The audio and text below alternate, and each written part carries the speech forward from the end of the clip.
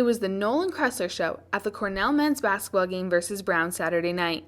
With a career-high 34 points, Cressler kept the Big Red in the game until they ultimately faced an 81-75 overtime loss. With 4 fouls, Cressler managed to score a game-changing 3 with 2.5 minutes left in regulation. I actually didn't know I had 4 fouls at the time, but whenever our coach told me, I just realized I had to take it easy and not commit any dumb ones and just stay locked into the game. It was this focus that kept Cressler and his teammates fighting through 16 lead changes and 8 ties throughout the game.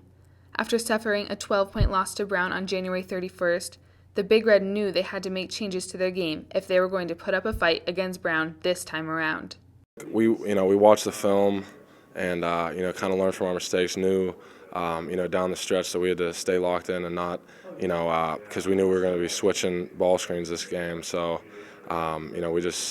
we had to make sure that we were didn't do anything dumb down the stretch. And unfortunately we had a few more slip ups this game, but I think overall we did a better job and pushed into overtime. As a sophomore guard, Cressler averages 17 points a game.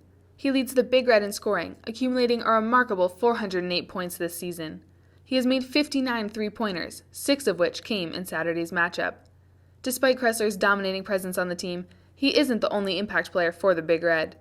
Devin Cherry ended Saturday's game with 17 points, 10 assists, and 7 rebounds, coming up just 3 rebounds short of what would have been the first triple-double in Cornell's history. David Lamore had a career-best 8 points off the bench, while Dwight Tarwater had 3 points, 7 rebounds, and 2 block shots. Having a deep team with multiple threats is what Cornell is all about. I mean, it's very important because if you saw last night, Devin had a really good game last night.